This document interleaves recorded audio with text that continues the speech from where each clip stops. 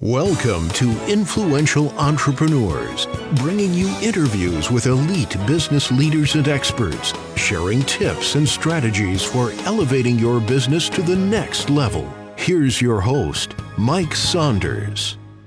Hello and welcome to this episode of Influential Entrepreneurs. This is Mike Saunders, the Authority Positioning Coach. Today we have back with us John Badalamenti, who's the co-founder and CEO of Safe Estate, and we'll be talking about how taxes affect retirement. John, welcome back to the program. Hi, Mike. Thanks for having me back. I'm excited. Hey, so I think that a lot of people, when, you say, what is your first thought when you hear this word, give us your first reaction, the word taxes.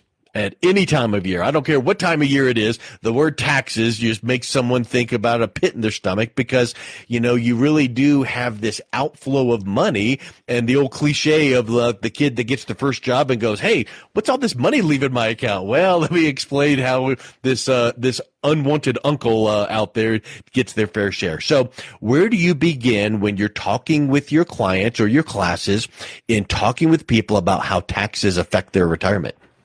Well, it comes up a ton. And isn't it funny that we're having these interviews right now, just a week and a half before tax time, right? And now we've got the markets in trouble, as we were talking about before. But it's really funny because we had mentioned before about the compounding domino effect on how the market losses hit the portfolio while you're living on the portfolio as a retiree. It starts this domino effect. We didn't even mention before the effect of inflation and taxes. We won't get heavy into the inflation aspect with the spending power, but let's just talk about the taxes. That starts another domino falling. Because now while you're pulling it out, if you need to draw out whether you're losing in that portfolio or not, let's say 30,000 that year, right? Because you need it to supplement your Social Security or whatever it is. That 30,000 is not gross money you're going to get to keep in your hand. Depending on the tax brackets, of course. That 30,000 is added to the rest of your income for that year, Social Security and everything else. And what is happening is the tax man is going to come and take a percentage of that. So in essence, if that year you want to live on $70,000 total, everything combined, Social Security, the money you pull out from your retirement buckets, all that stuff, you can't just pull out the 70,000 and live on it. You have out there what we call them a silent partner. We love our government, and then other times we're perturbed, right? Because here comes this silent partner. I've had people in my classroom say, I've got this much in my IRA and I'm blah, blah, blah, and I'm golden. And I'm like, You did all the hard work. You saved all that money. Thanks for letting us all know. There's only one problem. You've got a silent partner there waiting for his piece. He's been waiting for a long time. Yep. He's saying, bring it to me right now. As you pull it out, you pulled out 70,000 and I'm going to take a piece of this. So you can't just pull out 70,000. Depending on your bracket, you're going to maybe have to pull out 90,000. So we see it starts this tumbling of the portfolio where you go, will I outlive that income? As we spoke about earlier, can it erode quicker? Well, yeah, you have a lot of things playing on that, including your silent partner, the IRS. You're familiar with Ed Slott. I'm sure you are. I've met Mike. Yes. I've met Mike. I've met Ed many times. And I've seen him speak many times through the year. He's the IRA guru, right? He wrote many famous books. He said something about 25 years ago that we all laughed, and I steal it, and I use it in my classes a lot. I write it on the board, and everybody laughs. I write down an IRA is an IOU to the IRS. Ooh. And that's basically what it is. You've given like a little promissory note that when you pull out that 70,000 you need, you're not going to keep the 70. He's coming for the little piece you owe him. He's there, and you can't get away from it. Because that money's been in that account for decades, and the government hasn't sniffed a dime of it. You got it. I heard someone once say that it's kind of like a fox waiting over the top of the hole of a groundhog, just wait for them to pop out of the hole and get their meal. And there's the government just waiting on the top of all these IRAs and 401ks because the minute that it triggers withdrawals and moving, that's when the money hits. And that's a great point. But you also added another word, inflation. So not only do you have to pay money to your silent partner, but because of inflation, your money doesn't go as far as it used to. Yeah, and we saw it just shoot up to 9% a couple years back, and now we're still having an inflation problem. And what that Yeah. did was that caused, we started to see a banking problem. People wonder why. The reason is, being an old bond trader, what happens is when inflation's flying up, they start chasing inflation with yields, right? So your current prime rate is at 7.5, and it shot up to 8.5. They did that to chase inflation, which reached 9%. When you shoot yields up like that, especially on what we call treasury notes or the treasury yield, what happens is the prices of those treasuries fall and plummet. And all of a sudden you start losing big money in the accounts because as the yield shot up, the prices are dropping. So Yeah. yes, I mean, that has a lot to do with it. Inflation affects your spending power for the future. And that's why we saw a problem with the price of eggs go up to $7 a dozen. People have been gun shy with what's coming next. Mm. So Yeah. Let's now polish up our crystal ball and full disclosure, you and I don't know anything about what's going to go on except the fact that I, as an uneducated professional in the realm of taxes, I would check the box and say, yes, I feel taxes will go up in the next 5 to 10 years. And you can comment on this, but the reason I would say that is that the way that the deficit, which is in the gazillions and bazillions and trillions and whatever that it is, the way that that gets tamed is reducing government spending or raising taxes. And so because of that, where do you see taxes going in the next 5 or 10 years? well, they're already slated to move up in 26. We Yeah. don't really know what's always going to happen every year beyond that. So that's scary Yeah. for people for the income tax brackets, right? At the same time, our deficit's 36 trillion in the red. We're dying more and more every day. We don't know what administration can make this change and finally bring it back the other way. We hope. Mm-hmm. But because of that, we just keep printing money. And that's what caused inflation and things like that to Yeah. drive up. All they can do, when I say you have a silent partner out there, I don't mean to sound doomsday, but we have to think about it. Um, if the deficit is so bad and continuing to climb, the easiest place to come to get the money to try to offset that, to bring the revenue in, is to come to the American people and Yep. tax us. It's the easiest, quickest way. And we can scream all we want, but we're still going to have to pay that tax man. And in a lot of Yeah. these big tax deferred accounts, the silent partner's been waiting to come and get the money. Well, I've had people in my classes say, well, I just won't take it out of there. And I'm like, well, I look at the rest of the room and I say, and if you don't do that, when will they make you take it out of there? And people start raising their hands and they go 73. And I'm like, you're Yep. correct. Yep. Okay. They'll make you take the money out. And they don't care when you pull that money out, how much you have to live on and how much you might need for a grandbaby. And you're going to go short this year. They don't care if you've had losses in the market because you've got all your money Yeah. in volatility. You've got to pull the money out. You've got to pay the money to them because you owe them what you owe them. You made a deal with them. Now, let's say that someone sells their RV flush with cash. I don't need any more this year, so I'm 73. I'm not going to take it out this year. What happens then? Yeah, what they'll do is it's called a required minimum distribution. And years ago, it Yeah. was at 70.5, and they finally popped it up to 72. Now it's 73.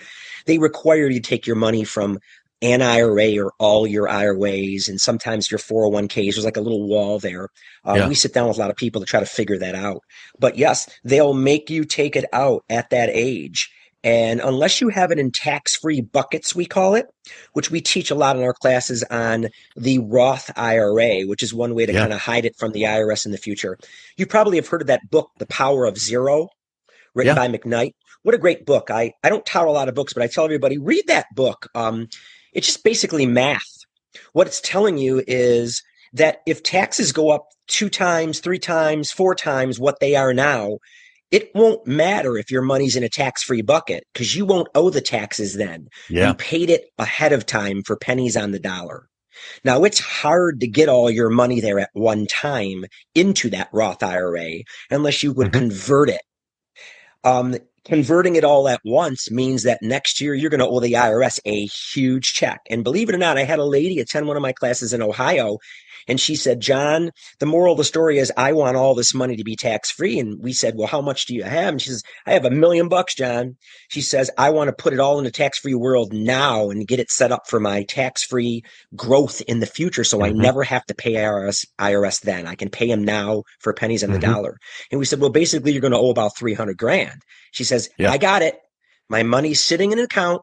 I don't want to know I have it because of a problem situation. I'm just going to write the check next year, and my million will continue to grow on. Of course, there's a little window we call in there, a 5-year window. It will grow tax-free from those moments on. And that was a great plan, but it worked for her. Not everybody can move $1 million into the tax-free world all at one time. And maybe the next person would say, I want to do the same thing, but I don't want to pay the 300. So maybe the strategy would be, well, let's do a certain percentage this year, a certain percentage next year. And the point is, the end result is let's move money into a tax-free bucket, Roth, and do it in the best way possible. And it's not one cookie cutter formula. It's not the same thing for everybody. And a conversion like that might not even be the right choice for everybody. So that's the beautiful part with what you are able to do is you sit down with people and go, let's just roll up our sleeves and see what works best for you. Yeah, you couldn't have said it better. It's work it in stages. Yes. Yeah. I've got engineers that come to my class, and those are the guys that love to hammer it out with me. I said, that's okay. Prove me wrong. He says, yep, next week I see you for class 2. I'm going to be bringing my numbers. I said, bring it on, right? So they bring it in and we talk, and I say, they show me points. And I said, you're actually right. There's a crossing line there, whether you should convert or maybe not convert and invest the money and make more money rather than giving all the taxes now to the government. I said, there's just one big what if there. If it works the way you say, it would work great. But there's a what if called the stock market. It's called Wall Street. And it throws a wrench into it. And if it doesn't give you the return you think you're going to get, everything starts changing. So, there's a give and take to that. So it's a conversion's not for everybody. You can't do it all at once. You would do it in stages. There are other buckets of money. I know we've talked about it before. We're going to be talking about it coming up here. There's other buckets of tax-free growth out there, such as life insurance, retirement plans. We're not talking about the old style insurance like term insurance. We're talking about a retirement plan at retirement age that uses life insurance as a backing to give you tax-free buildup. So we can talk a little bit more about that later. But I think to wrap up the conversation, one thought that I had about those required minimum distributions, they're not suggestions, they're requirements. And even if you are flush with cash, you better take it out or else you're penalized. Yes, we hear they're going to be moving it to 75, but that's coming up the road. So they gave us a little bit of a break. There's always a caveat to what they do. But if you don't pull it out, it used to be a 50% penalty. It's now a 25%. So if they tell you you didn't pull out the amount you're supposed to pull out this year as your required minimum distribution or your RMD at age 73 on, you are going to be penalized 25% that year on what you didn't pull out. So if you were to pull out 80,000, you're going to have to give them a chunk. If you didn't take that 80,000 out you were supposed to take out, you're going to owe them about 17,000 in penalties. Yeah. Yes. So let's talk a little bit more about some other taxes that we should be prepared for. What are some of the types of taxes that we can be expecting to pay? And then also, I think that some people go, well, I've got a Social Security and pension, so those aren't taxed, right? So talk a little bit about how those are working. I always say to go to your CPA to do your taxes. We can teach you about how taxes affect you and help you with the investments to make the taxes better for you. Of course, you have to deal with the state taxes in your state, right? Your accountant will help you with that. But good thing you brought up Social Security tax. I draw on the board a number 85, and people go, what the heck is that? And I said, that's actually, and I won't get into every detail of it, that's actually the Social Security tax for a household income if you go over what we call the provisional income. And they look at it and say, what? You're not taxed 85%. I said, no, you're not taxed 85%. They take 85% of your Social Security after all of your, your write-offs and deductions. And if you're above this provisional income amount for a household, a married couple, that's just one example, you actually will get hit on your Social Security. And people say, that's ours. We put that away. We were promised that. We put that money away to get it back later. I said, but too bad. I hate to say it, but they're going to come and tax you on that too if you fall in too high of an income bracket that year. And it takes away Social Security money that you thought you were going to have. And you can say, no, I'm going to lose 4,000 of my 25,000 of Social Security too. Yeah. Yes, it's a possibility. Yeah. So that is a big problem. People are concerned because they want all that Social Security money. They need it. And some people don't have a lot of it coming. It's sad. I sit with a lot of people, and it's shocking the amount of Social Security they have coming, and they don't have a lot of income that year. So hopefully those are the ones that don't get hit Yeah. with the Social Security tax because they're not making enough income for the year, right? But a lot of other people And we do. don't want to go into the weeds of Social Security claiming, Yep. but there are some ways that you can advise people to go, okay, when should you claim? And tell me a little bit about your other, you still are going to work, and let's go ahead and wait because, so there's all of those factors that go into that because if Yep. you don't want to be taxed up to whatever percent, whatever dollar figure, well, then maybe you should wait a year or two or three until whatever that project Yeah. ends or whatever the case is. But that goes into mitigating or minimizing your tax liability. What are some other ways that you're advising clients to, like you say, go to the tax guy to do your taxes, but then there should be a tax strategy. What are some other ways that Yes. you can minimize that tax liability? Well, one of the biggest things I've kind of being redundant talking about what we just did is in order to get a lot of that on the IRS radar so you don't hit those brackets and hurt yourself, even on the Social Security end. Okay. And we're not talking about things like estate taxes. Those are whole different babies with large estates Yeah. and how the estate is taxed. We're talking about just normal income tax and Social Security tax. You need to try to make moves, possibly in stages or preferably in stages, so that you get more of it out of the IRS's radar. Taxable income needs to be possibly become tax deferred or tax free. And mostly tax deferred buckets, which are the largest buckets out there. There's something like 45 to 60 trillion in tax deferred dollars out there waiting to be Wow. taxed. Now, if there's a way we can get it out of that bucket into the tax free world using the insurance plans, the Roth IRAs, Yeah. that is a way to keep more in your pocket and keep more of what you make so that the IRS is not coming and taking a chunk of that or hitting your Social Security taxes. So in essence, you Yeah. can bring the brackets down by pulling part of it tax free to use to live on and part of it from the tax deferred buckets. Yeah. The most Huge. effective ways are using what we were just talking about. There Yeah. are other things like municipal bonds, which are tax-free growth vehicles. But don't forget, muni bonds, something I've dealt with in the past in great deals and still deal with. It may be a tax-free yield, but believe it or not, there's default risk there. There's trouble with those. We've seen it. Mm. And also the muni bond interest you make, even though it's tax-free, causes your Social Security to potentially be taxed more because it's added into the Social Security taxable amount. Just It kind like of reminds me of when you play chess and you make a move and you leave your finger on the piece and you look around going, what happens if I move here? And is this the right move? Yep. You should be never ever Googling solutions online going, I'm going to do this, because you could have this domino effect like what you're describing. Right. So when you're working with someone like yourself, you guys are sitting down kind of going, okay, if this year we made this move, here's what could happen. But like what you just said there with like, oh, obviously muni bonds are great because it's a tax-free yield, but we need to take this other aspect into consideration. Yeah. And I'm not saying muni bonds are bad. I did enough of them, bond ladders in my life, putting people into municipal bonds. They know there's risk there. There's a lot Yeah. less risk than with a corporate bond, or especially a government bond. Okay. A government bond would be your least risk, right? Okay. And I've had people in my classes say, well, I've got government bonds, so I can't lose. I can't lose. And I'm like, and I look and I smile and I say, oh, yes, you can. A government bond is backed by the full faith and credit of the government. You will get your $1,000 back from every government bond guaranteed at the end of the term. Yeah. If you have to cash it out for any moment between that or sell it for some reason, you're going to get what the bond is worth on the secondary market. There is a potential for loss of the principal of the bond. Same thing with muni bonds and corporate bonds, of course, being your riskiest. Yep. So yes, even though the muni bond is tax-free, there's default risk there, and it hits you on the Social Security end. Believe it or not, the same thing with certificates of deposit.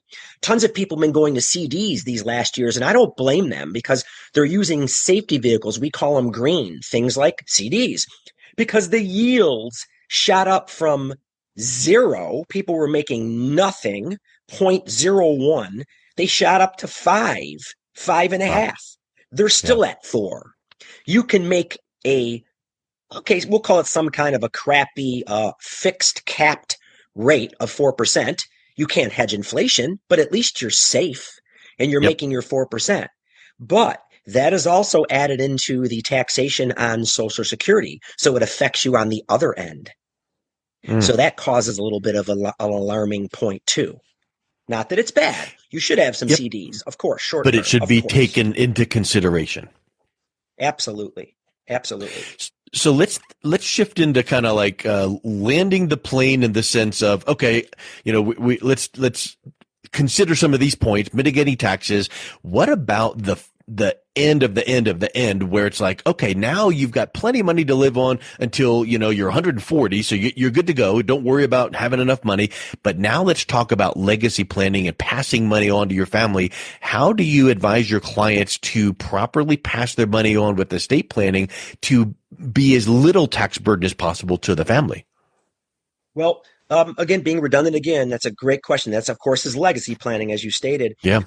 You always want to try to leave your loved ones with all the money as much as you can so that they will Yeah. have enough to take care of them the rest of their lives, especially children. The spouse usually carries on with the husband and wife carry on in the investments or the tax deferred accounts going back and forth to the spouse. And again, you can have whatever investments inside of those plans, risky or not. But legacy planning, a lot of times using powerful instruments like what we call the insurance retirement plan, a LIRP, we call them. I'll explain that a little bit more in the future here. And using tax-free passing on, which we go back to the Roth IRAs. Those go on to your heirs tax-free. So the more you have in those tax-free buckets goes on to your children, your legacy, and they get to keep all that money because it's tax-free.